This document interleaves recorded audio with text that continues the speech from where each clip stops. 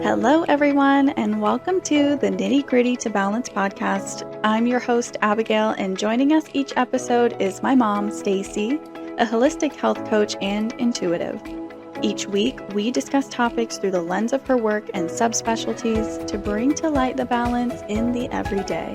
So, with that, let's bring in the brains behind the balance and get this episode started.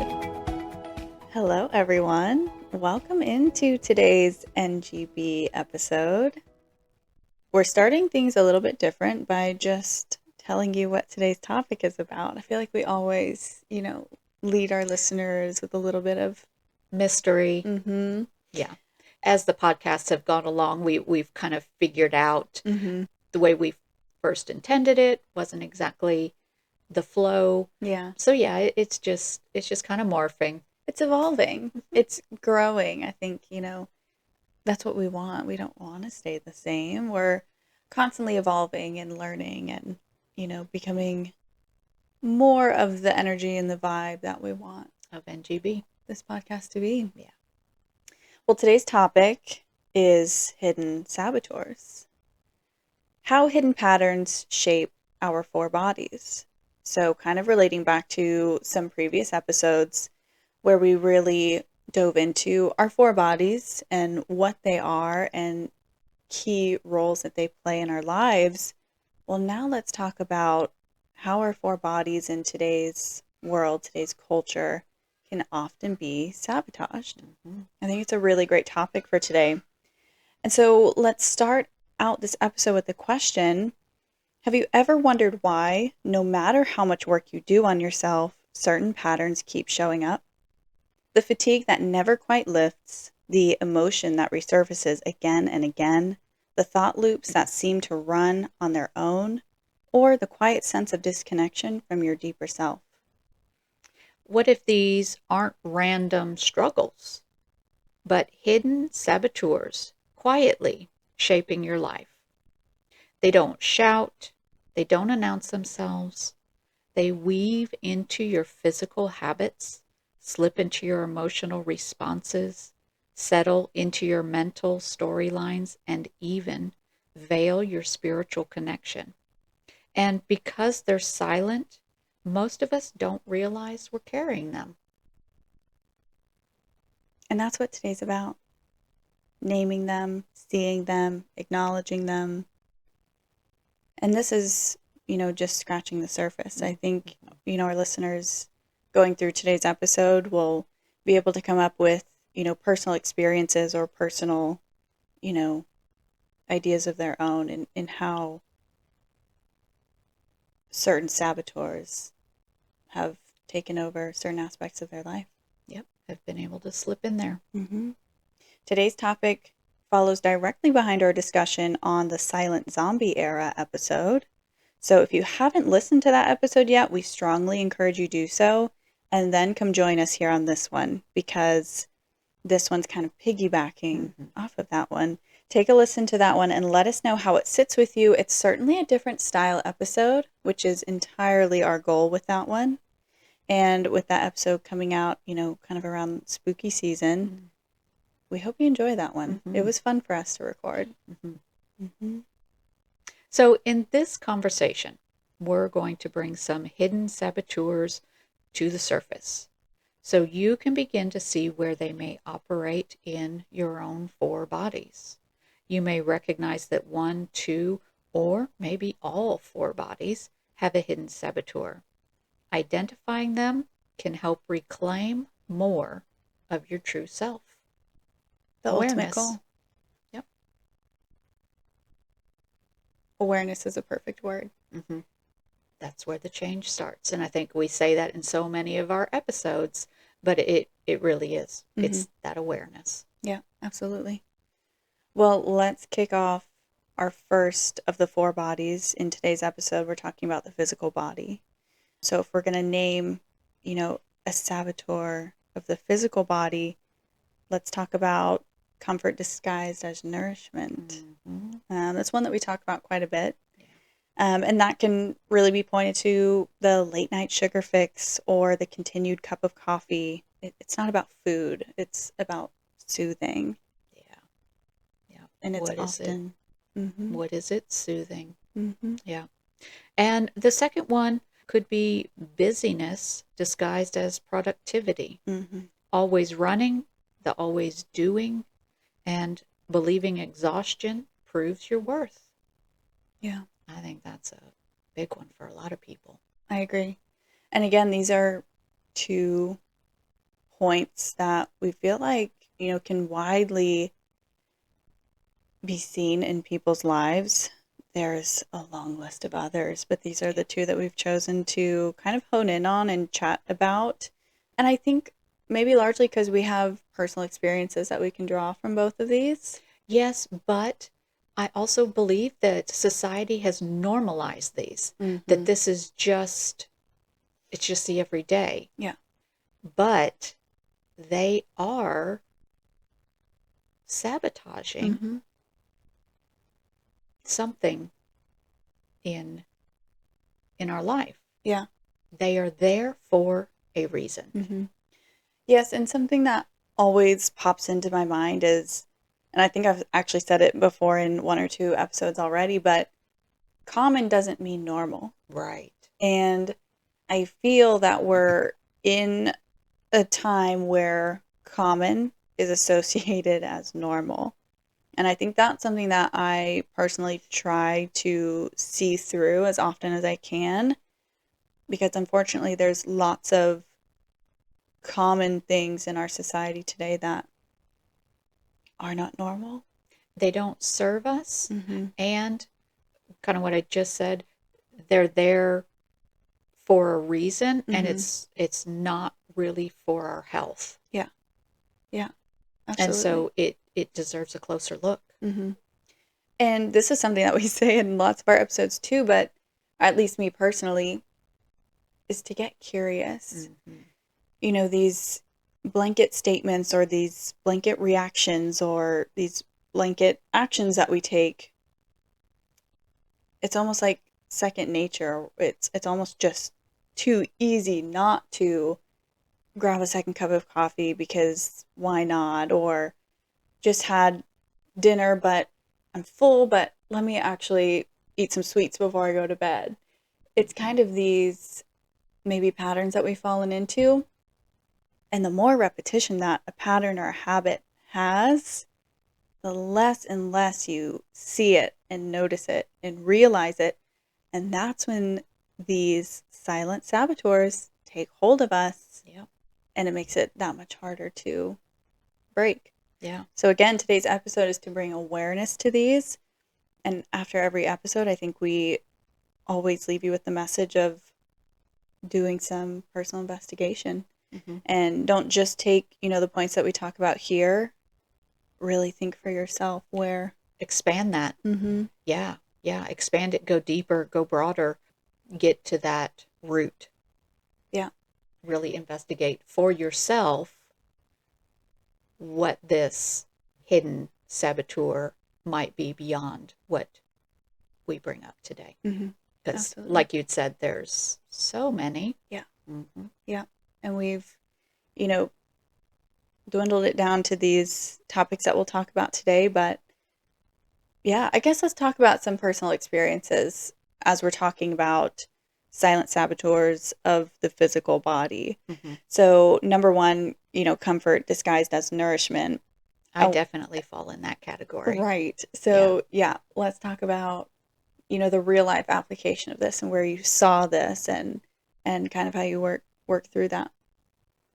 Well, work through it, not sure. Working Mhm. through it, Mhm. that's where I probably am. So really, it would be, it's kind of multi-layered for me on Mhm.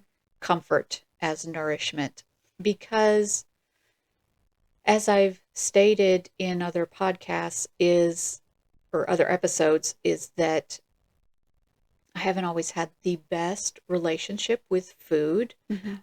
and I'm not 100% sure where that exactly comes from. I have my ideas, but I haven't pinpointed it. But coffee is the biggest one for me. Oh yeah. And I did try to quit coffee, caffeine a couple years ago. I did it, but then I slowly got back into it.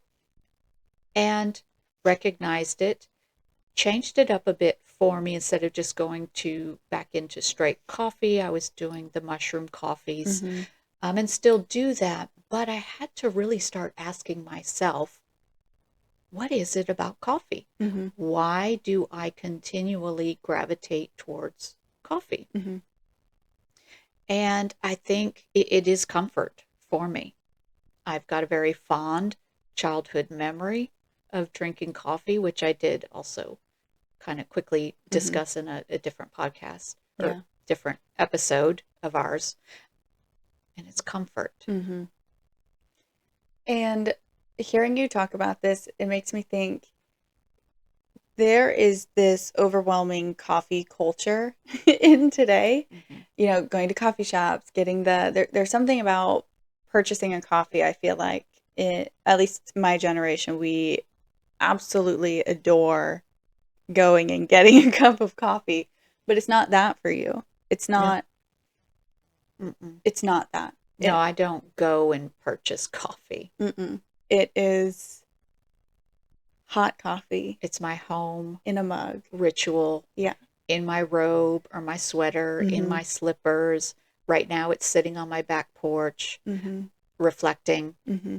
It's, I don't know, it's comfort. It's Mm-hmm. just, it's this coziness. And maybe even almost my coffee has kind of been my quiet time. Right. That's where I sit, and it's like everybody knows Mm-hmm. mom has her coffee. Don't really disturb her. Yeah. And so maybe that's a big piece of it too, Yeah. as I had kids and into that part of my life is that I needed that little bit of quiet time. Mm-hmm. Maybe that's what it's about. Yeah. Yeah. It's kind of like that shield almost. Like I have my Mm-hmm. cup of coffee. I'm in my space. Yeah. Yeah. And it's kind of funny too, because I think as kids, we kind of just always respected that. Yeah. I don't know. Did we ever really bother you much while you were? Not that I can recall. And I mean, if we wanted to sit down on the couch next to you and talk to you, Oh, we yeah. would and we could. Yes. But Yeah. we knew how important this cup of coffee was to mom. Yeah. And yeah.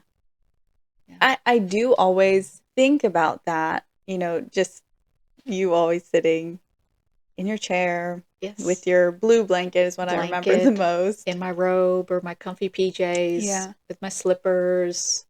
And Yeah. you could just tell you were in this peaceful place when you were sitting down with your cup of coffee. Yeah, it just really set me up for the day. Yeah. Yeah. I don't know, and it's still something that I really contemplate a lot Mm-hmm. when I'm making it and trying to find those other little roots of why is this so important Mm-hmm. for me? Yeah. And not in that I'm going to find it and then it has to go away. Mm-hmm. It's just let's understand me deeper, and then does it need to change from there, or will it just continue to be from there and I just have a better Mm-hmm. understanding and knowing? Mm-hmm. And a thought that's coming into my head is, well, why is that even important? Right. Okay. Why is it important to dig deeper into Yeah. that? Right. Yeah. Yeah. And I think I was kind of on that same thinking trail with you. So it's funny that you say that. And I think that's kind of the point of what we're talking about is, are we just going to let these things run our lives and rule our lives? Or are we going to get curious about ourselves and understand why or what? Mm-hmm. And I Yeah. think that is, the key point here. Mm-hmm. Okay, yes, you've always had this cup of coffee, or it is second nature. Mm-hmm. You wake up and you have your coffee. But why? Yeah. And, even going back to that fond childhood memory of me sitting at the kitchen table at this time, I recall that I was 5 years old with my cup of coffee. Yeah. because we lived on a farm and we had to go milk cows very early in the morning. And the thing is that while this is a fond memory, I got comfort from this cup of coffee, is that milking the cows, being in the barn was not necessarily a great memory because of what it entailed with my father and how the day or the morning or whatever would probably go along was pretty stressful. And so maybe that cup of coffee was my peace and quiet at that time of being 5 years old before I went to the barn and was being yelled at or all these things that could happen, you know, doing the morning chores and milking the cows and all of that. You know, I'm kind of just going through this process right now thinking about this, why. Yeah. And maybe that's what it was. It was like your calm before the storm. Yeah. Yeah. And maybe so sitting there in the morning having my cup of coffee, you know, even now in my adult life is my calm before the uncertainty or the storm of the day. Yeah. You know? Yeah. Maybe. That is so interesting. Maybe that's the root. And yeah, it's just interesting that, you know, something from that long ago was instilled in your nervous system. And that's why it becomes a habit or something that you crave or something that you go towards, because it has imprinted on your nervous system. Yeah, it's incredible. Yeah. Well, saboteur number 2 for me definitely applies, and that's busyness disguised as productivity. And I laugh when just thinking about this because my husband is someone that does not believe in multitasking. Would you guess that he doesn't believe in multitasking? No, because his job seems like he would have to be a multitasker. So Right. I think that's fantastic. But no, I would not. No, I agree too. But if you look at his calendar, everything has its place. And he does not jump from one thing to the next. And I'm someone that believes if I have 3 or 4 things going on at once, I'm being so productive. And he tells me, well, it actually sabotages you because you can't give your full attention and amount of time to this one thing to complete it to your best ability. You're giving, 25% of you to these 4 things. And when you think about it like that, yes, I understand that. But there's something instilled in me that staying busy is productivity. And when have a slow moment or I'm not busy, I start to get anxious that I should be doing something.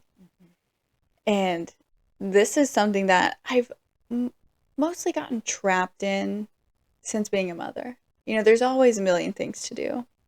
So why not just try to get as many of them done as all at the same time? Right. And it certainly robs me of my peace. It absolutely sabotages me in the end. Yeah. And it's something that I'm actively working towards breaking out of. And we have so many conversations of my schedule and how I want my day to look and if I could just do this and this would be great. Yeah. And every time I feel like I leave the conversation with you feeling like, let it go. Just release it. The day's going to be what the day's going to be. If today's not the day to do the laundry, there's always tomorrow. And it is just that release of control. I do sometimes feel like I'm someone that, I don't care. I don't try to control situations. No, I absolutely do. I absolutely do. I do. I try to control my situations. Well, and what's funny here is that before we started recording, we were just kind of quickly running through all of this, and I had said, yeah, one definitely is me, and you had said, yeah, that two is you, and I'd said, yeah, I don't really relate to that one anymore. Mm-hmm. I used to. Right. That was definitely me. And so hearing you just kind of talk through this, I was thinking, well, did you get this from me? Mm. Did I, was I the example for you that this is how you're supposed to be? And if so, unlearn it. Because I can now throw it away and say, oh my gosh, that was horrible. Exhausting. Yeah. Exhausting. Yeah. It really is not necessary. Yeah. I And agree. so if that's a learned behavior, get rid of it. Unlearn it. I certainly would say that it was. I mean, we were very busy growing up. Yes. So not even that I learned it from you. I think it was just our lifestyle. It was, but I also feverishly did things. Yeah. I mean, we were kind of always in a hurry. Mm-hmm. And why? Yeah. I mean, really, realistically, we didn't have to be. That was just the way I handled things. Right. My nervous system was just on high alert constantly. And Yeah. so we went through our lives Go, go, go. like that. Yeah. Yeah. Yes. Interesting. Interesting. Yeah. I mean, it's not something that I so much realized. And I think I did. I think I certainly had a period, once I was a little bit older, finished high school, moved out of the house. I think I certainly had a period where I was like, everything's fine, everything's peace, everything's love, and just kind of floated through my day. Is that when you were living with your aunt? I think it probably started around that time. Yeah, because that was her house. Yeah. Right? Yeah. Yeah, your Aunt Sherry, fantastic soul. And she will be on this podcast at some point. You guys will get to meet her. She is fantastic. Love my baby sister. But they are. Yeah. That house is so calm and peaceful and beautiful, and that family just seems to float. She'll have a totally different vision, I'm sure, yeah. but outsider looking in, that family just floats through their house and their day. Yeah. Not that it's easy. I'm not saying that, but just, I don't know, energetically. Yeah. They're just. That's what I was going to say too. Yeah. Yeah. I think it did. I think it did start around that time. And then more so becoming a mom is kind of when that busyness kind of triggered in me. I always have to be doing something. Well, okay. And I'm going to point out here too is that that's when you started staying home. You weren't working every day. And so I think as maybe women, moms, new parents, we feel like that staying home, taking care of a new child, isn't busy or isn't, I don't know, proving anything or. Yeah. It's interesting. I mean, kind of as you pointed to, comfort disguised as nourishment can be, multi-layered. I think this certainly is too when we're talking about motherhood specifically because, I think, of course, never having a child to now having a baby, there's a nervous system switch, right? You're way on alert. You're looking for issues, problems, upsets, anything to do with the baby. And I feel like there's always this, the nervous system is heightened at catching problems or catching, danger. And it's almost like that anxiety spreads everywhere else. It's kind of what I can pinpoint it to. It's more of like an anxiety thing.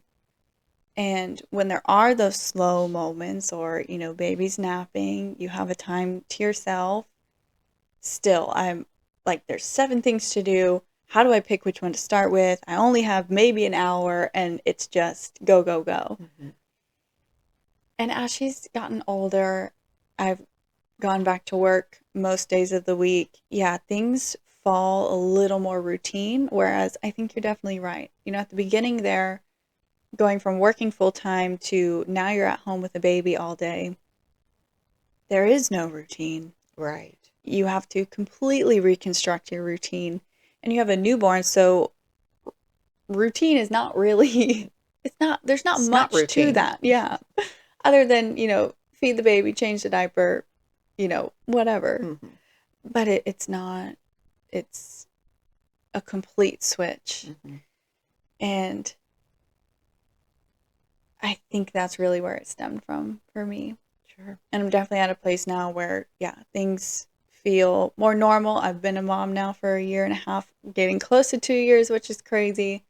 And I'm so lucky to have such a wonderful baby, that the wonderful, wonderful child that I do have, Mm-hmm. because she makes most of it really fun. Yeah. Yeah. So it's definitely something I'm coming out of. And it was something that I beat myself up over for a little bit there, because it was kind of, really reflecting back on it, not new to me, but it was kind of isolating. Mm-hmm. You feel, of course, as a mom, dad's back at work full time. It feels very like everything's up to you. Yeah. What are you doing? What are you Mm-hmm. contributing? Yeah. There's a Yeah, lot. There's a lot to it. there is. But it definitely stemmed from, I would say, anxiety from me. Mm. I always had to be doing something. Yeah. And a lot of times it was almost to the point where there's so much to do. I'm so overwhelmed. I'm not going to do anything. Right. You feel frozen. Yes. Yes. Yeah. Mm-hmm. And that can be pretty common for a lot of people, just to be almost overstimulated or overwhelmed, that it's like, I don't know where to start, so I don't. Yeah. And yeah, it's just not a great feeling. So to recognize that, Mm-hmm. be aware that Mm-hmm. maybe that's how you're going through your day or handling things, is to maybe slow that down a bit. Yeah. It just feels more peaceful Yeah. and more under control. Mm-hmm. Yeah. And that's the point that I'm gradually getting closer and closer to, is that mellow Yeah. peace, you know, getting things done around the house or errands that need to be run, not so quickly. Like there's not a rush Mm-hmm. to do them. Mm-hmm. They will get done. Yeah, exactly. And if you can't do it, there's other people around you Mm-hmm. who can possibly help out. Yeah. And it's okay to ask for that help. Yeah. And, I wish that I could go back and change the way I went through my life when I was raising you kids. Mm. I so wish that I could, and have been a different example for you guys. And so I encourage any new young parent out there, or just even anybody, Mm-hmm. working every day, is just reevaluate how you're going through your days, how you're going through your life. And if you can, slow it down Yeah. and focus more on, certain things, instead of just having your attention all over the place. It really does make a difference. Mm-hmm. And I'm so happy, as even an older person, recognizing that and changing that for myself. And so there again, I would encourage any older person Mm-hmm. as well to also re-examine Oh yeah. how you're going through your days, and where can you slow down and not be all over the place. Mm-hmm. I mean, it does give a wonderful sense of peace and calm. And I do feel a little bit more controlled through my day. Mm-hmm. And it's a really nice feeling. Yeah, absolutely. And I like that you said that. Age is just a number. It doesn't mean you can't do something, or you can't Exactly. start something, or you shouldn't even try. Yeah. And, all of this change in your life came about with a spiritual awakening. Mm-hmm. And you wouldn't have gotten there if you didn't look inward. And I think that is another overarching theme of this podcast, is to look inward and be individual and discover who you are. I think it's something that sits so deeply with both of us, is that we owe ourselves the discovery of who we are at our core, not what we're conditioned to be or believe, but who we are. Yeah. Or even the example that you saw, growing up. Because I tell you kids a lot now, don't do as you saw me doing, because it did not serve me, in most things. Yeah. And so I kind of have to try to backtrack with you kids and say, Yeah. that was a mess. And we can laugh and we can lovingly look at that and recognize it. Yes. I mean, as much as you want to say that you would go back if you could, you would change this if you could, you would do this differently if you could, I don't want you to feel that way, because even though, things didn't go maybe as you would have dreamed them to go, you still learned, and you're still in this place now. And how lucky am I and my sister and now my daughter that we get to come to you and ask you questions or ask for your guidance. And you've experienced so much, you have so much to give us, that if things were just always peachy and great and you knew everything about yourself then, it wouldn't be the same. Yeah. So don't think about that. But we do have a reflection and solution to each of these topics today, which is fun. We're gonna, as we go through this episode, we're balancing each one out as we go, which is a great aspect to today's episode that I love. So the reflection on the silent saboteurs of the physical body today, let's reflect and ask, are you feeding your body what it truly needs? Or are you feeding your stress? Are you moving because it's meaningful, or because you're afraid of being still? A lot of what we talked about. Yeah. When it comes to nourishment, when it comes to busyness, when it comes to movement in general, however you want to apply, wherever you want to apply movement, are you feeding your body what it truly needs? Or are you feeding your stress? And then stop and ask, why? Why am I doing this? Why is this here? And so that kind of moves into our solution. Instead of judging, just practice pausing and asking questions. So before you eat, before you rush, before you make that next commitment, you ask, what is my body really asking for right now? Is it asking to be hydrated instead of the sugar? Is it just asking to be listened to? Is there a feeling that's there that doesn't need food? It just needs to be listened to and understood. Yeah. Ask questions. Yeah. Get curious. That's what I say in most episodes. Yep. It has so much to tell us. It really does. Yeah. Well, moving into our next body, our emotional body, a very big portion of our body. The first saboteur we want to talk about is inherited reactions, kind of something we just talked about. We repeat anger, silence, or people pleasing because that's what we saw growing up. And another one could be numbing in the name of strength. So holding back tears or joy because we think emotions make us weak or vulnerable. What if it actually showed strength because you're not hiding or afraid to feel? That's a really interesting one. And one that I definitely think you can relate to. Oh, yeah. Yeah.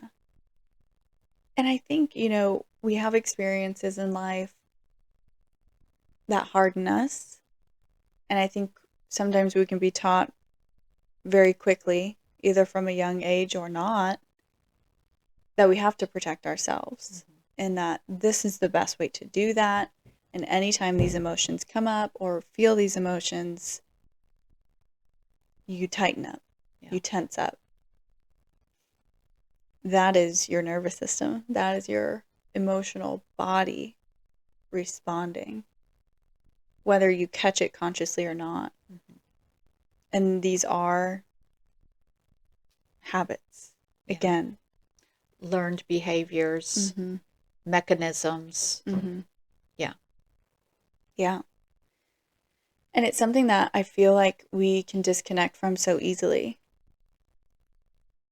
Yes, because you don't have to see Mm-hmm. your emotions, Mm-hmm. right? You can just stuff them away.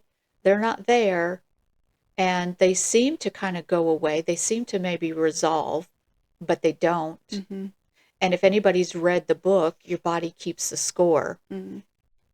it does Mm-hmm. in all of these 4 body layers that we talk about. It gets stored in these energetic Mm-hmm. layers, Mm-hmm. which then manifest in the physical once there's been just this huge load or block. Mm-hmm. It's your body's got to tell you this has been sitting here and it's got to be worked through. Yeah. And as we've pointed to in other episodes, this stagnant energy or this traumatic energy that's stuck somewhere in the body doesn't land in the body and just stay there. It progresses more and more obvious to tell you something is wrong. Mm-hmm. And unfortunately, in our society today, we are pushed to bandage it. Yes. We are pushed to cover it. I actually saw a post today that really resonated with me, and it was saying, you don't have a headache because you're missing ibuprofen. And just to put it plainly like that, you don't have a headache because you didn't take medicine. Oh, you Mm-hmm. forgot to take your daily ibuprofen, so now you have a headache. Right. What is that headache trying to tell you? And that kind of brings me to a point. I mean, you were someone that had headaches very often, If not daily, yeah. if not daily. Mm-hmm. And it was your body daily telling you something is not right. My nervous system, my emotions were so out of balance. Mm-hmm. And my headache was just trying to give me messages that I was not listening to and I was trying to Mm-hmm. cover up. Mm-hmm. Yeah. And at a certain point too, these emotions, we get good at hiding them. We get good at not recognizing them. And again, I think it's just culture, pushing the Band-Aid. Mm-hmm. That, oh, you have this ailment, you take this. Yep, because it's going to stop you from multitasking. Mm-hmm. Yeah, right. Yeah. But, and I think about too, I saw some, I don't even know where I saw this. It was some ibuprofen or Tylenol commercial, something somewhere that said joint pain, or I think it said, this is joint pain on Tylenol or something like that. And it was like this liberating commercial. And it said, if you have joint pain, take this and you can run in the park with your grandchildren. And, you can live your life if you have pain, but you can take this drug and everything's fine. But the question that lands with me is, well, I'm having this pain and I take this drug to numb this pain, but it's still happening in my body. Mm-hmm. I don't take this drug and it just waves a magic wand and now this inflammation or this joint pain or whatever is gone. Just gone. And won't come back. And so if you really think about it, that pain is still there. That injury to some degree is still there. We can't feel it. We continue Mhm. to push and go. Mhm. And meanwhile, our body is still suffering. We Yeah. are taking a medicine to forget about a piece of our body. Yeah. And that's so sad to me. Yeah. Yeah. It is. It really is sad that we have been taught to just push through, Mm-hmm. cover it up, push through, and we think it'll just go away. Mm-hmm. And then another symptom pops up, and we think, oh my gosh, it's just another symptom. And now I just have to go take this other thing and, oh, get rid of that. Mm-hmm. And it's your body just saying, oh, well, no, we just moved it here because we thought now maybe you'll hear it here. Right, right. And no, we got to get rid of that and not listen to it. Mm-hmm. And it's just our body telling us something's out of balance. You need to listen. Take a look at this. Yeah. In Yeah. this same piece where I saw this, what I had pointed back to, that you don't have a headache because you're missing XYZ, it also was saying that pain is sacred, or Mm-hmm. symptoms are sacred. Mm-hmm. And, tapping into your body and listening and understanding your body, a pain or a symptom is there to tell you something. Yes. And it is our responsibility to figure out what it is. It is. It is. And a lot of times it is these emotions that we stuff that come into a physical pain. Mm-hmm. Because we didn't let that emotion out. We stuffed away that fear, that uncertainty, or that sadness or grief or whatever it is.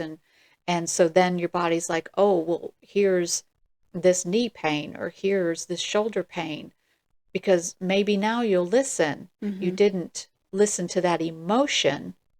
And so we do. If we start with our emotions and really listen to them, understand why they're there and what it's saying, Mm-hmm. a lot of physical Mm-hmm. symptoms and pain won't manifest or will go away.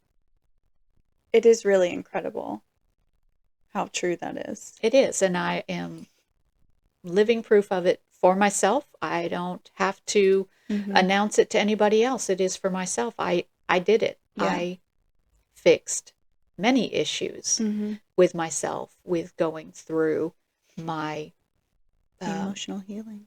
Thank you. Yes, with my emotional healing, Mm-hmm. getting to some root causes Mm-hmm. and processing. Yeah. And it's absolutely amazing. Processing. I mean, that's the key. The key there is these emotions that we have not allowed ourselves to process through. Yeah.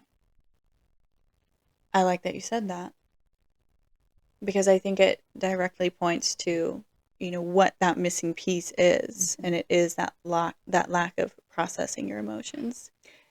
Yes, and processing doesn't mean that you have to know the whole ins and outs of it and the root of it. And you don't have to know all of that, or even if any of that. Mm-hmm. If the process is that you just one day cry, Mm-hmm. or you just one day write this beautiful poem, or whatever it is, however it needed to come out for you, Mm-hmm.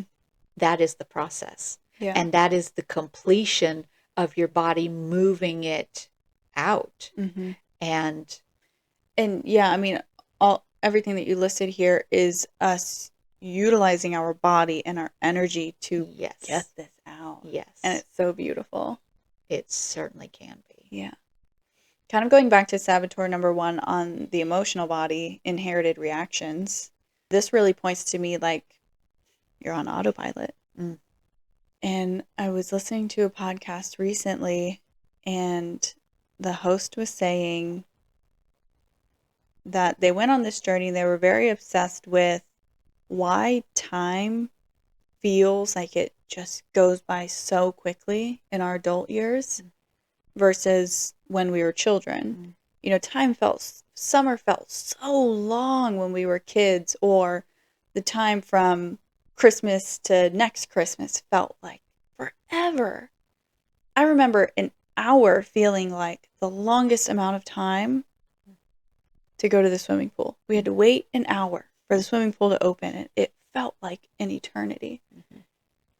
And in this podcast, the host was saying that when we're children, we're experiencing everything seemingly for the first time. You know, everything is so new. We're absorbing so much that by the time we get to our early adulthood, yeah, we've seen this, we've done that. You know, we're gaining less new experiences.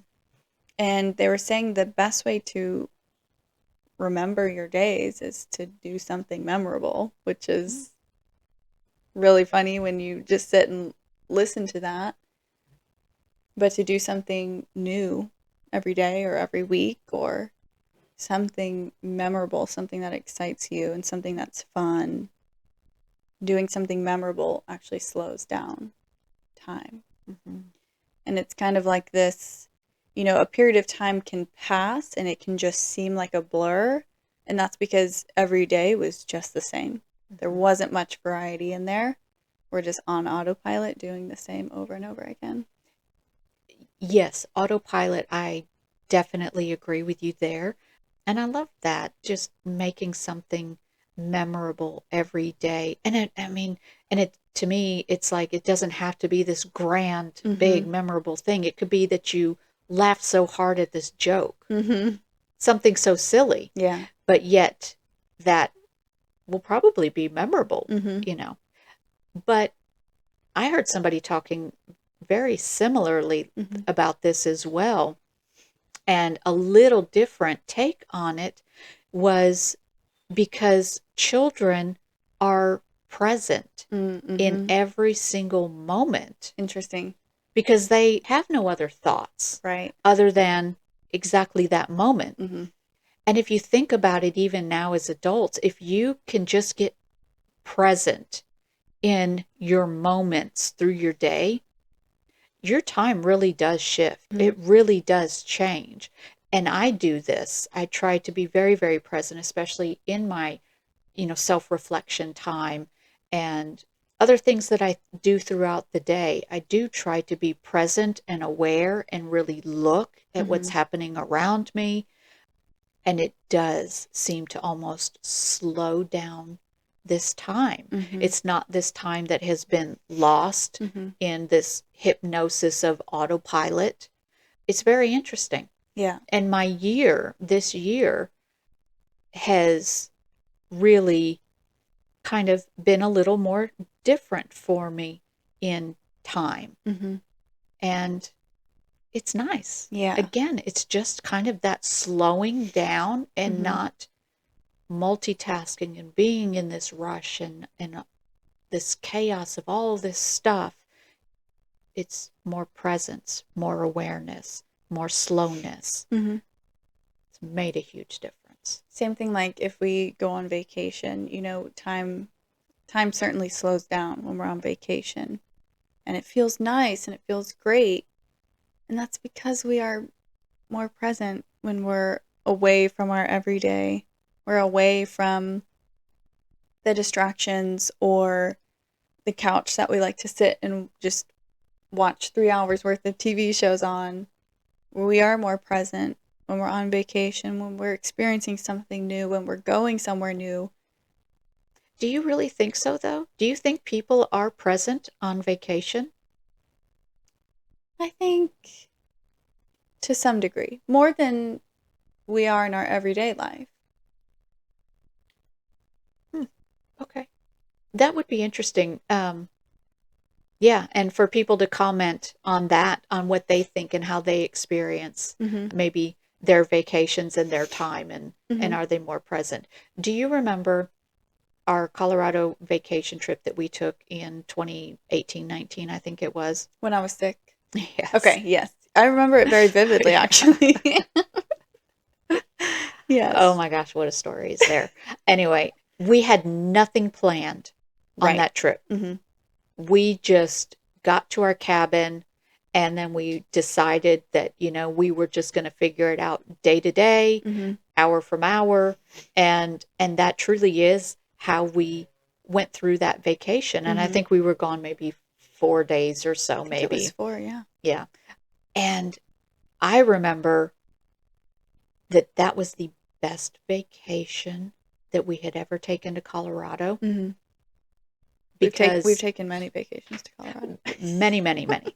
And that was by far the best one because we had nothing planned. Mm-hmm. And it was just spur of the moment, doing whatever we wanted to do.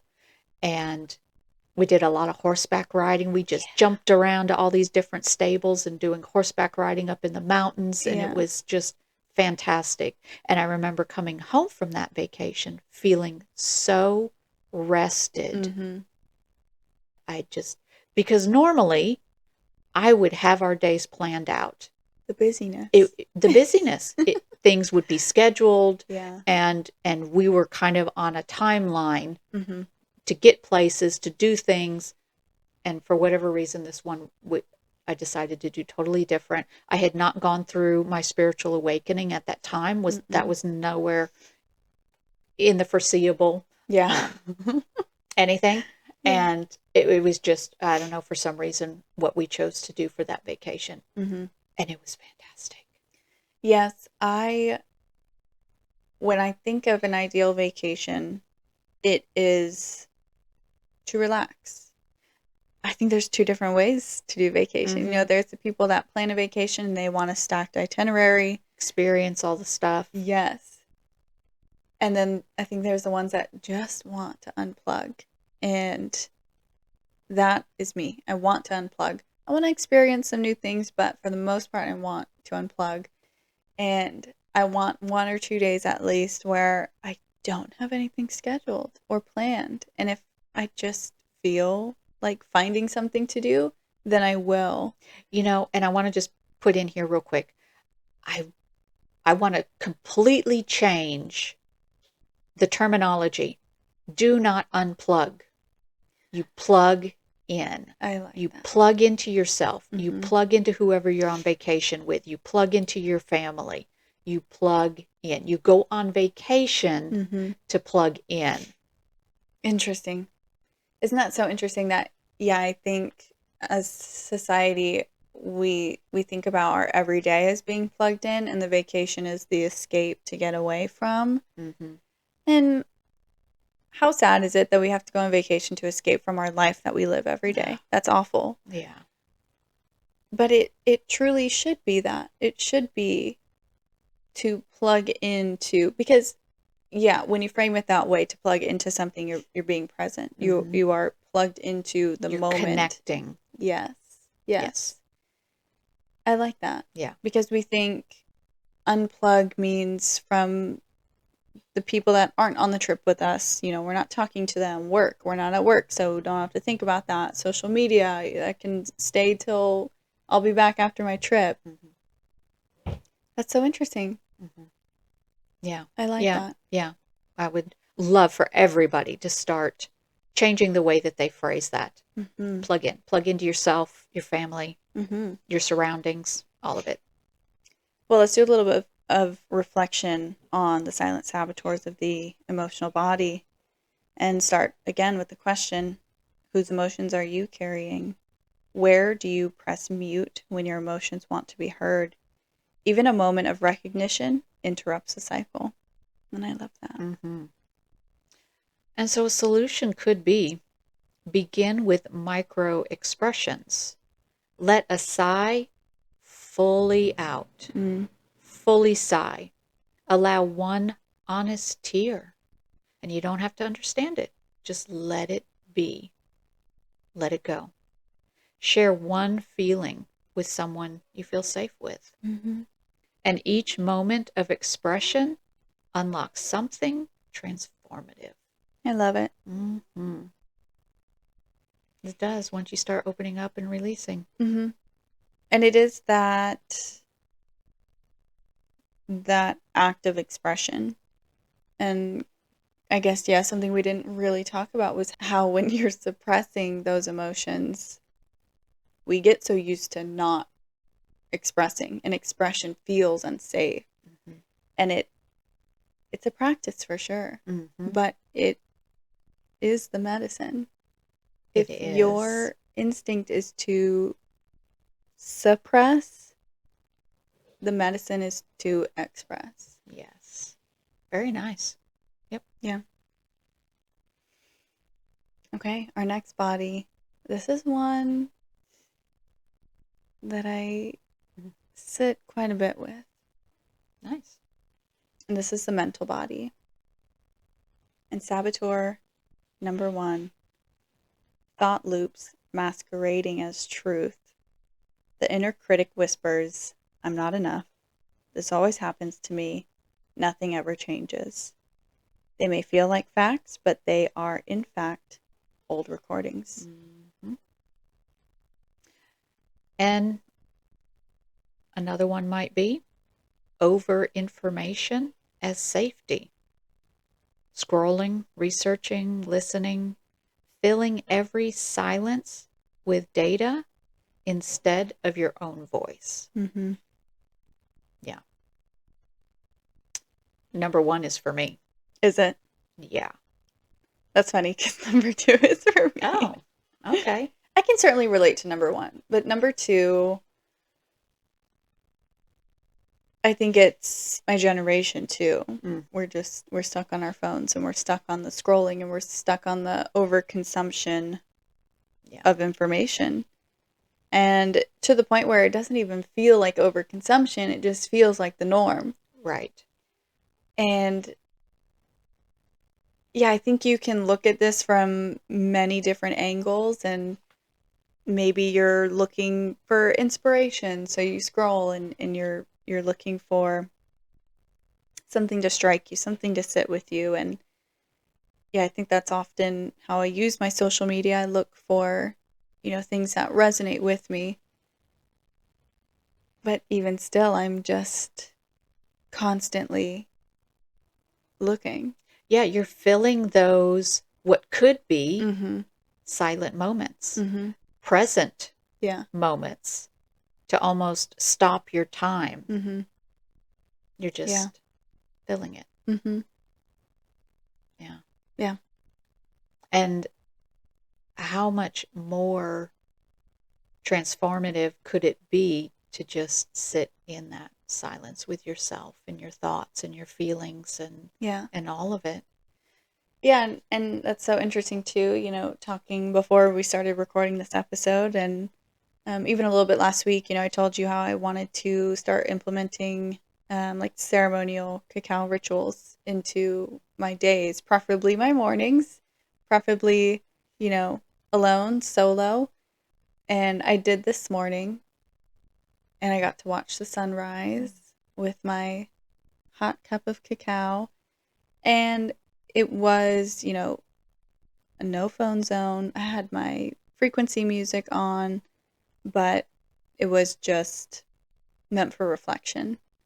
And I think I started this morning and I started this new ritual that I'm implementing just with gratitude.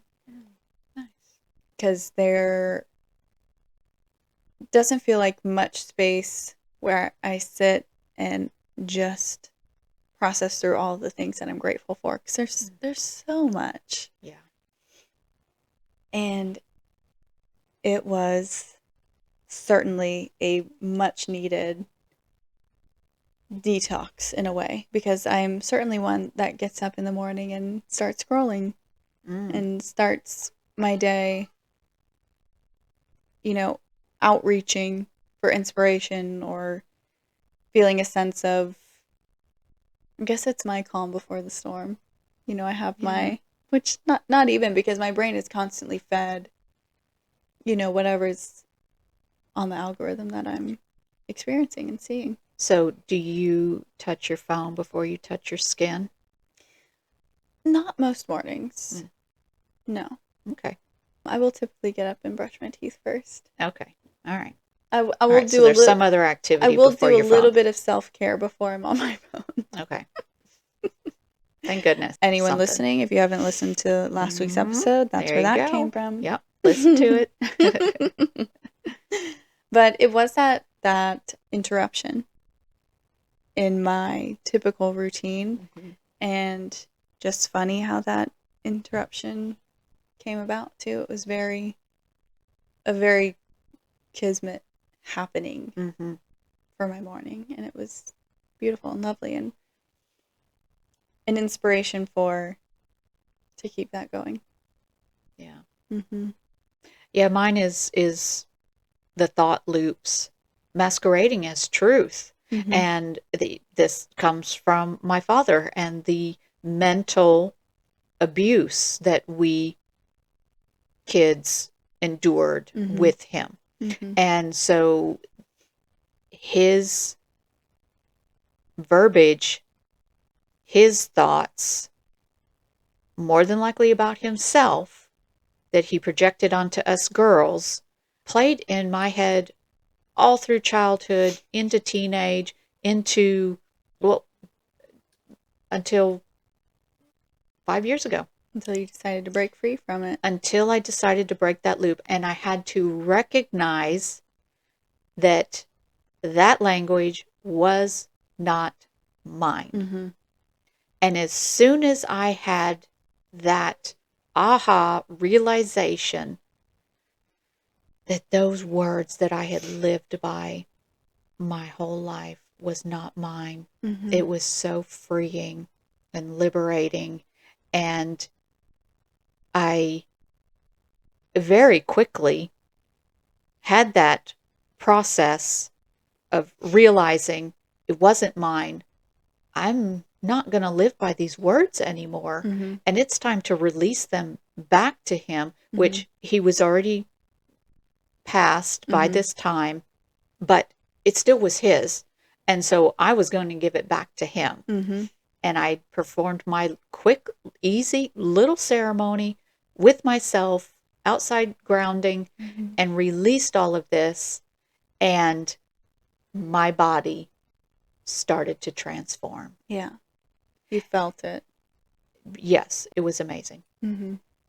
And wow, freeing and everything. It was beautiful and fantastic. Mm-hmm. And it is that. It is Yeah. that recognition that I didn't start saying these things to myself. Mm-hmm. They were from him.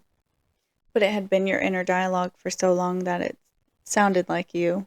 It did sound like me, and it Yeah. felt like my truth. Mm-hmm. And it absolutely was not. Yeah. It Mm-hmm. was just yeah, it was disguised Mm-hmm. as your thoughts, but And it had sabotaged my life. mm-hmm. Yes, in very small little ways, the whole entire way. Yeah. And it's nice knowing now that it's no longer sabotaging me. Yeah. And it's very freeing. Mm-hmm. Absolutely. Mm-hmm. And I wish that for everybody. Yeah. Yeah, the thought loops and the thought patterns that we get caught up in, Mm-hmm. they take control of us. And that can be anywhere from somebody putting those things in our head or medical conditions. Mm-hmm. We can claim that we've got this medical condition that identifies us, Mm-hmm. and you can break that loop. Mm-hmm. That is not you. Yeah, I think that's an interesting discussion that we really haven't talked much about.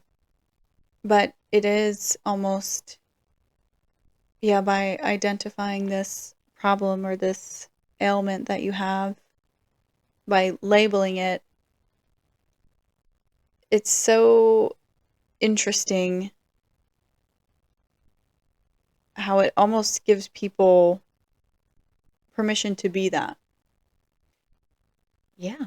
It enables Yes. you to be ill or sick or in discomfort. Or have certain behaviors because of it. Mm-hmm. Mm-hmm. It almost gives you a bit more of an identity. Mm-hmm. And it's really taking your power as an individual. It absolutely is. Yeah. And then what is the typical course of action for that? You break that loop. You are not that Well, I was going to illness. say a Band-Aid, medicine. Yeah, right. You take the Band-Aid to try and cover that up, but yet the person still identifies with that. And that's the loss of power. Yeah. And yeah, I like how you mentioned that, because it absolutely becomes a thought loop. It becomes ingrained in the person, and it becomes that identity, and it becomes this thing that I am. And it just enables a cascade of thoughts, emotions, feelings, actions. Yeah. That you then have a place to source the blame, or to put the blame. It's, I'm doing this because I have this, or I'm doing this because of this, instead of realizing, you know what, I don't have to do that. I don't have to respond that way. I don't have to be that way, because this is not who I am. And as soon as you also put into awareness that this is not how I want to be or live or do, now you can change that. Yeah. Now you can break the cycle. Yes. Yeah. That's incredible. And I think it deserves a lot of our attention and a lot of our time, because that was definitely something growing up that you kind of instilled in us, was that we may feel depressed, but we are not depressed. Right.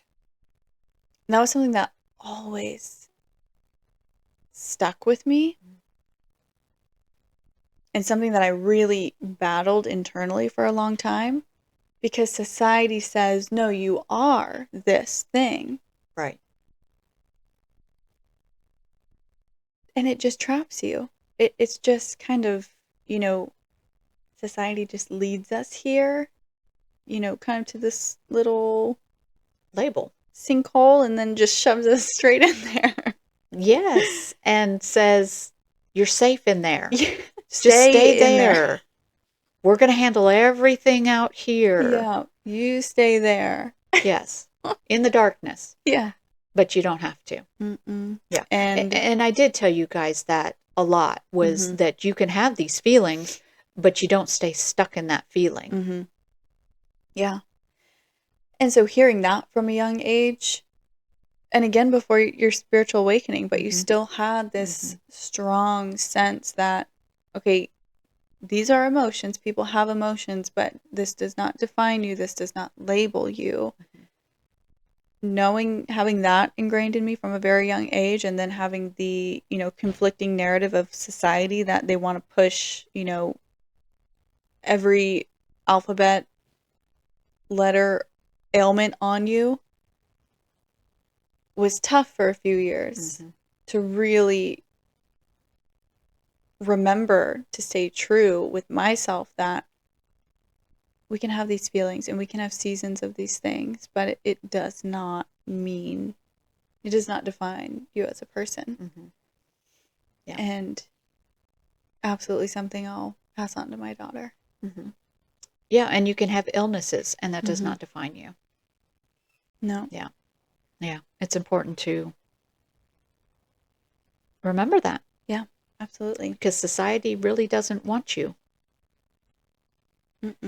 to move yourself out of dependency.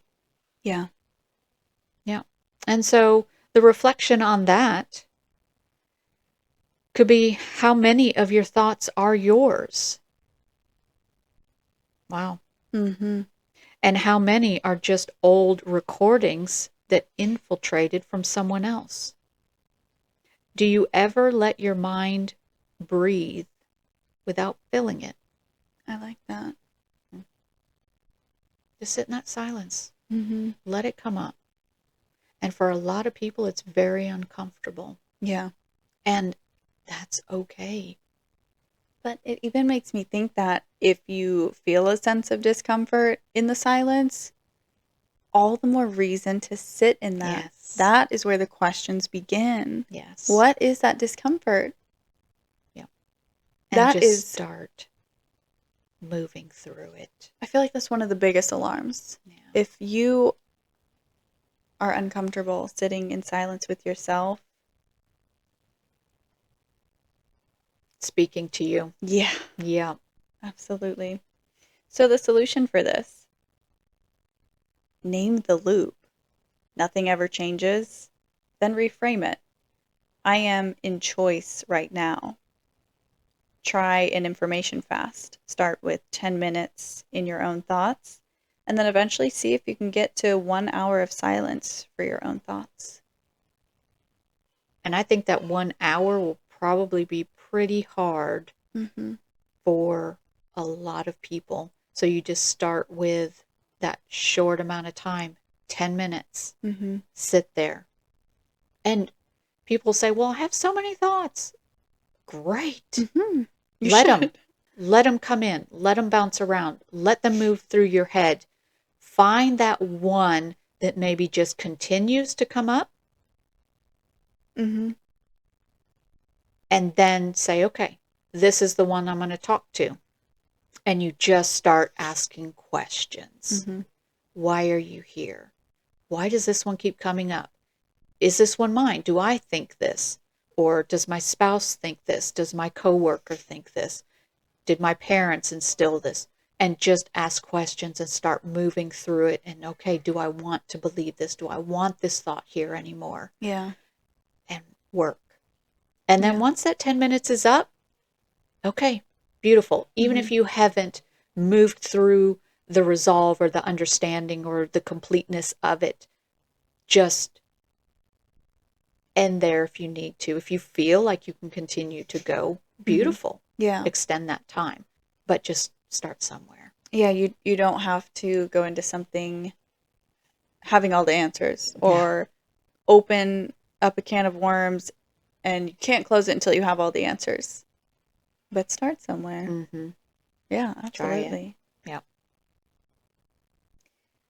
Okay, moving into our spiritual body. Lastly, but definitely one of the very important ones. Yeah, one of my favorite ones, Mm-hmm. arguably. The first point that we can talk about is outsourcing authority, which is a big one. Mm-hmm. Believing someone else knows your path better than you. Oof. And yeah, we'll talk about that.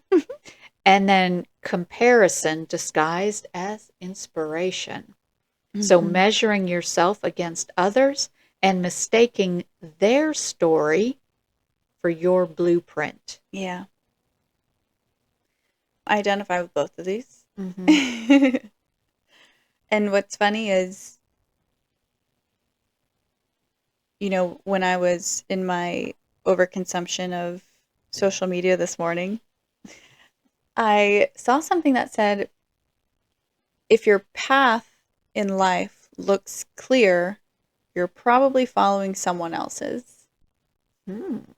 Okay. And that stopped me in my tracks and had me reflecting. And I believe it is so true. If your path in life seems clear, you're probably following someone else's. And it made me realize, I get frustrated in the life that I envision for myself and my family. And I ask myself, how do I get there? How am I going to achieve this? When is this going to happen? When is that? I want all the answers. I've always been that way. But I'm not supposed to know. I'm not supposed to say, okay, and then this is my next step, and then I have to do this, and then I have to go to this place and meet this person. That's not living my life. If I had a blueprint of what I'm supposed to do, that's coming from someone else. Mm-hmm. And I won't end up feeling fulfilled in that because it wouldn't have been true to me. And so it was just very interesting. Mm-hmm. It really stuck out and popped back into my mind as we're reading through this here. Yeah, that's really, really nice. A nice way to put it because, yes, everybody's path is supposed to be unique to them, to their gift that they have to offer the world. Mm-hmm. Why they are here, Mm-hmm. what they are here to do. So if you are unique, your gift is unique, why would your path not be? Yeah. Which means that it's not a path that has been out Mm-hmm. there yet. Mm-hmm. So it shouldn't be clear. Yeah. Yeah, it should be full of mystery and questions and uncertainty, not anxiously, Mm-hmm. right? Mm-hmm. But just knowing that it's a little bit of uncharted territory. Exactly. And that's how I saw it too. Mm-hmm.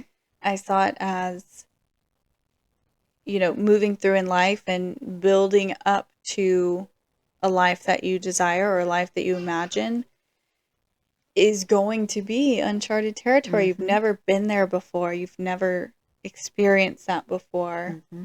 And there I do believe you should find people that you can trust to confide in and, have conversation with, because when we're stuck in our heads all day, it's hard first of all to decipher what's true and what's not. Yes.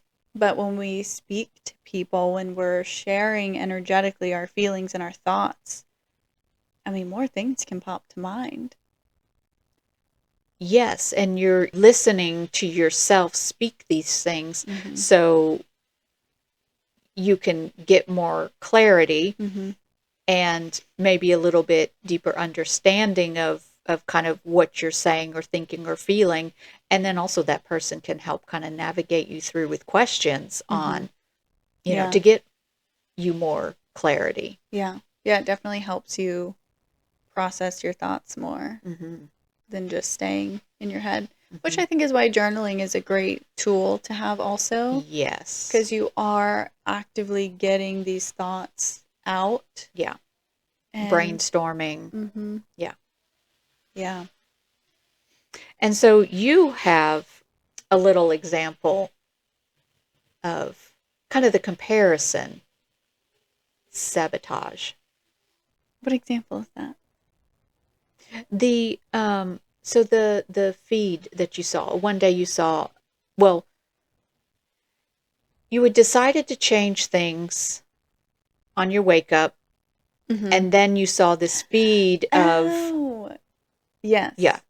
So if you want to share that one, I think it's just Yeah. Okay. a neat example. Yeah. That's really funny. It already escaped my mind. Mm. Yeah. The comparison disguised as inspiration. That's so funny. We were chatting before, after our last recording, and telling you, I have all of these ideas and pressures and thoughts, and I want my morning to go a certain way and be up before the baby and yada yada. And you told me, just let that go. Because had been an ongoing conversation that we have continued to Ongoing. have for probably several months. Yeah, I almost dare I say a year. Oh, okay. It's been ongoing. It's been ongoing. And you told me, let it go. You said it's clearly not serving you. Now is not the time to push because it's not working. And you told me, just allow your baby to wake you up. Just allow her to start your day for you. And I really liked that idea. It's kind of something that I had kind of judged myself over in the past, but it is okay. I have, luckily, the incredible flexibility in my schedule to allow that to happen. And so I did. I took this entire week. I turned off all of my alarms and I just allowed her to gently wake me for my day each day, even the days that I went into work. And it's still, my schedule still happened the way it usually does. And I think it was day 2 of, allowing this new kind of routine. And I see something come up on my TikTok, and it's this mom kind of brushing her teeth and doing a little bit of makeup. And the caption on the screen was, day 1 of not allowing my child to be my alarm clock. So here is a mom reflecting the opposite of me, where she is pushing through her morning. She's getting up with an alarm clock, getting ready for her day before her child is awake. And it was so funny to me because here I am doing the opposite and allowing the opposite. And for a second, I questioned, well, is this right? Should I be doing this? Or is that not productive of me? Should I be getting up? Should I continue to push myself? And I had to stop for a second and remind myself that I've been pushing to do this and be this for so long. And when it doesn't happen, I beat myself up over it. And so it was this quick, like, haha moment. Oh, wait, questioning myself again, and then getting to release all of the emotions and the judgment and all of that surrounded that. And just come back to myself and remember for myself why I'm doing this. Yes. And yeah, it was just very funny. Yeah. How quickly, the universe reflected that back to me. Yes, and was almost testing you, do you want to compare yourself and fall back in to that trap kind of, well, this is kind of what society says we need to do. We've got to wake up early and start our day early. And if we don't, then we're being lazy. And so, yeah, it was just a little test. It definitely was. Yeah. But then the funny piece, kind of pointing back to my morning cacao ritual story there, I had my alarm off all week because I was, allowing this new flow for my day. And this morning my alarm went off at 6 a.m. I do not have alarms set for Sunday. And I had my alarms off this entire week. And somehow this alarm went off this morning and woke me up. And it was the universe saying, here's an opportunity. Do you want to take this opportunity? And I did, and it was wonderful and beautiful, and I'm so glad that I did. But yeah, very, very, very funny. Yeah. But let's talk about outsourcing authority, because I think we kind of pointed to this too in earlier points. Yeah. But it's a very big one. It is. It is. And I don't think that people really maybe have that in their full awareness, that just even some simple things can be giving away your authority. Yeah, absolutely. And this is something too that I practice recognizing, because we absolutely are caught in a society where we outsource. I think there are times when outsourcing is needed, but when we're constantly looking outward for answers rather than inward is where we get tripped up a lot. Yeah, we want somebody to give us the answers, because then we feel that they probably know better than we do, or we have somebody to blame if it doesn't go the right way. And really, it's just finding that trust and confidence in yourself. And every individual has 100% of their own answers. Yeah. Nobody outside of you truly has the answers for the individual. Not a doctor, not a government agency, not a family member, not a church organization, none of it.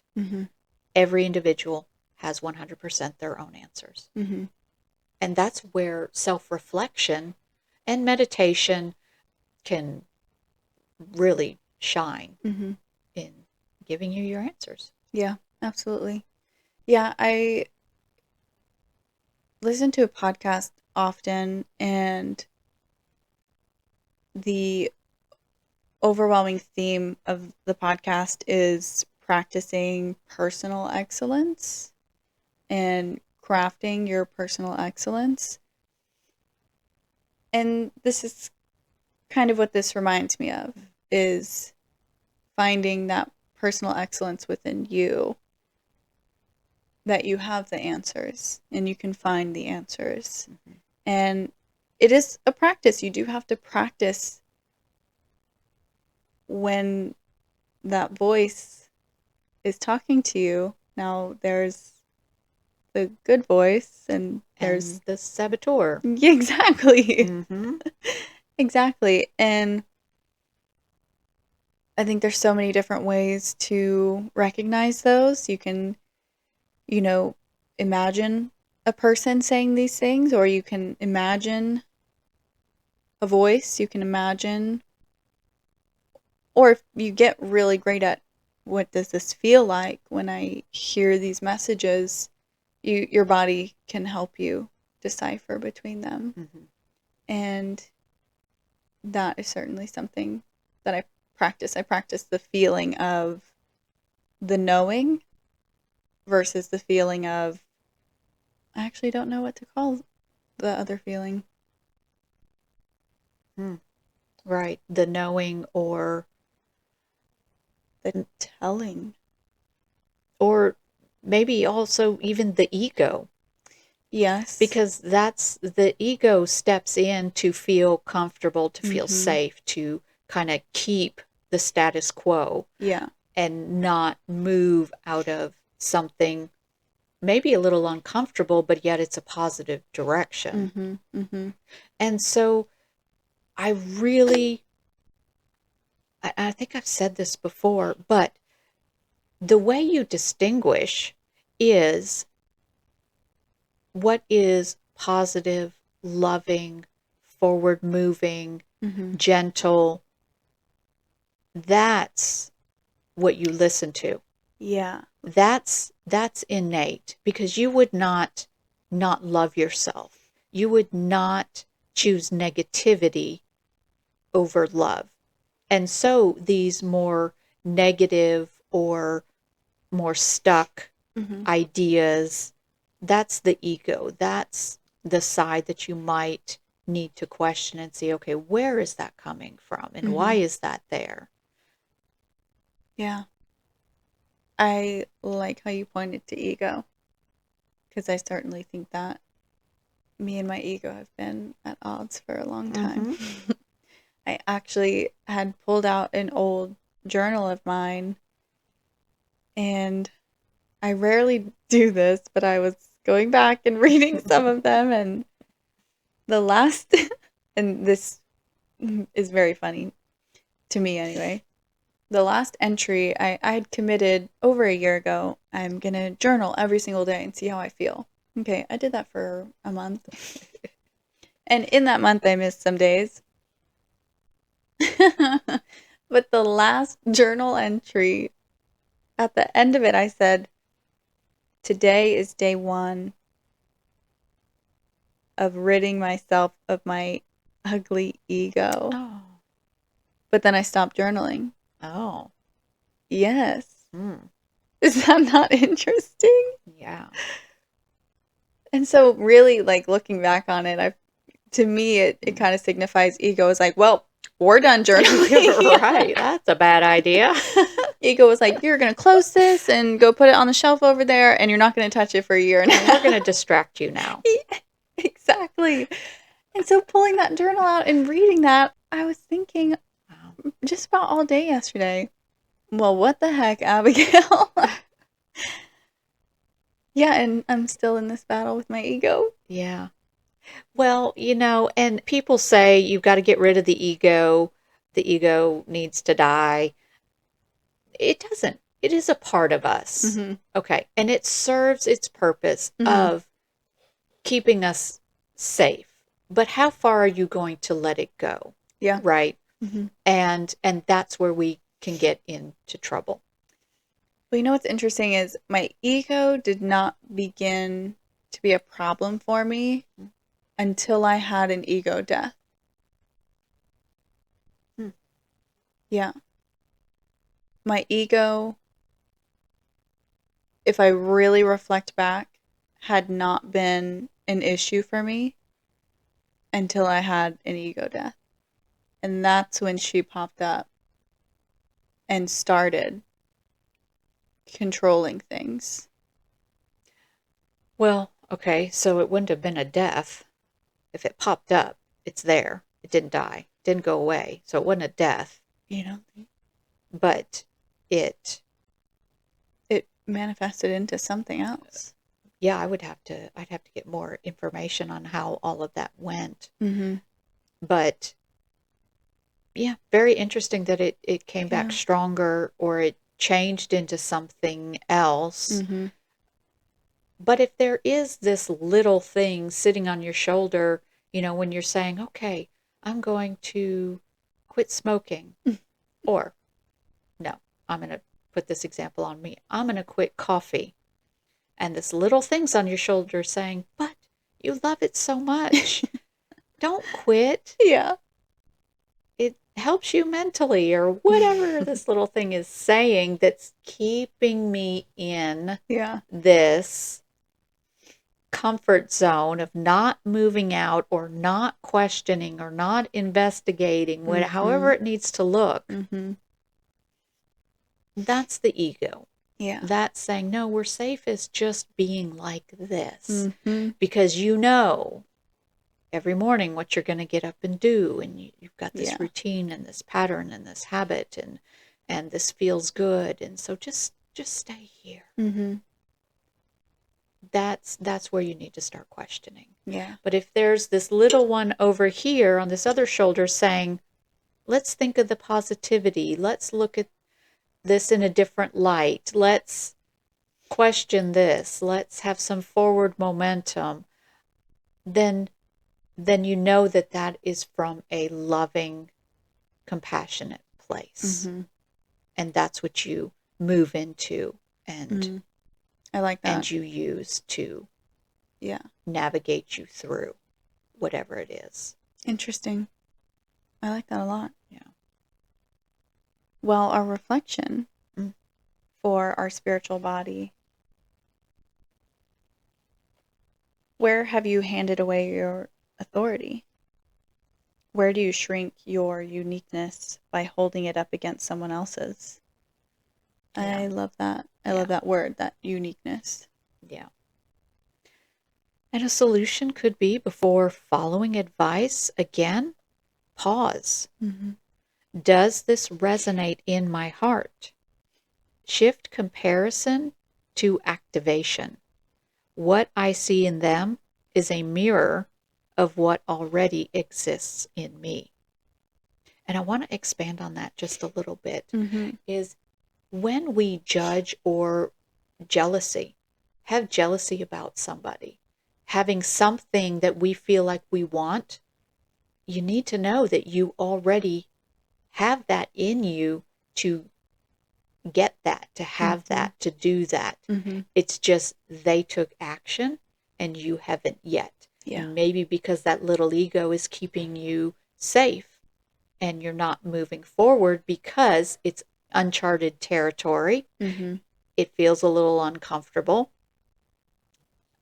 So you're staying small. Yeah. So just know that whatever you see in the outside world that really draws you and attracts you, you've already got it within you to accomplish that. You're just not taking the action. Yeah. I completely agree with that. Yeah. Yeah, it's almost like a trigger in a way. If we see someone that got something or has something that we're building towards or desiring, but we're not there yet. And yeah, that judgment comes in quickly because we desire that or we want that thing. And we haven't gotten ourselves there yet.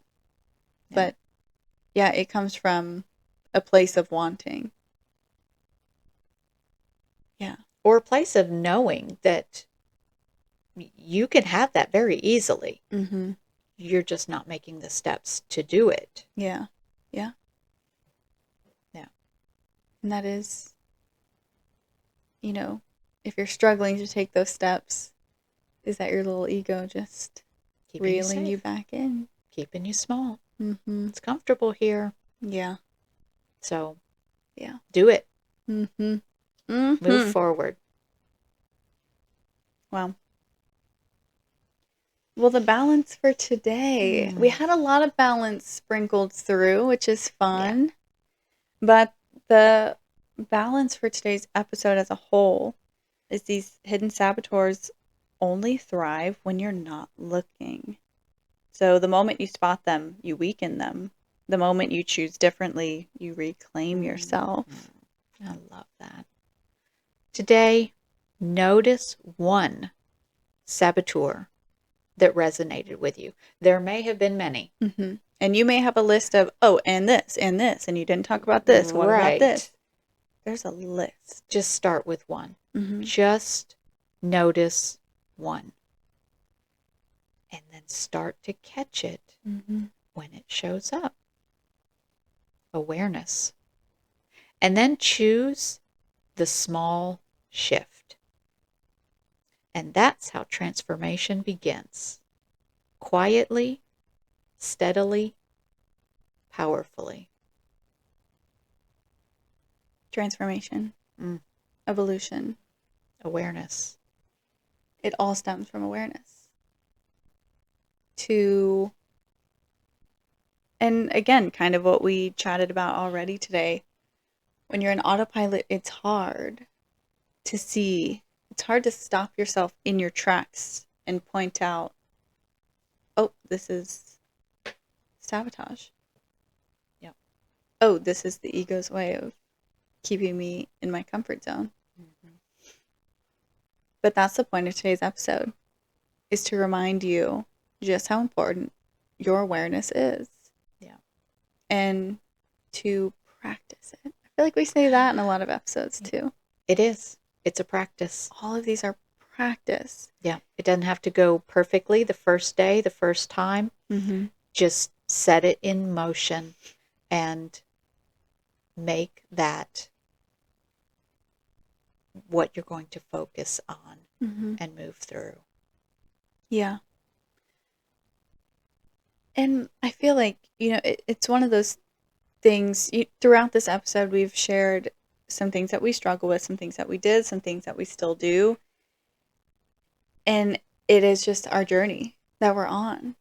And these points are something that I think we sit with often, whether we realize it or not. And maybe you do too. Maybe you think about these things that make you feel stuck or make you feel trapped. And it's hard to know where to start in all of this, and finding your spiritual flow or your routine or your rituals or whatever it is. Yeah. But it all comes back to awareness. Yeah. And then changing the loop or making that small shift. Yeah. That then ripples. It's beautiful. It is. Gorgeous. Yeah. Well, it wouldn't be an NGB episode without an oracle card. And so, of course, we had to pull a card at the beginning of today's episode. And it's been sitting with our conversation today. It's been relishing in the energy. And I'm excited. Let's see.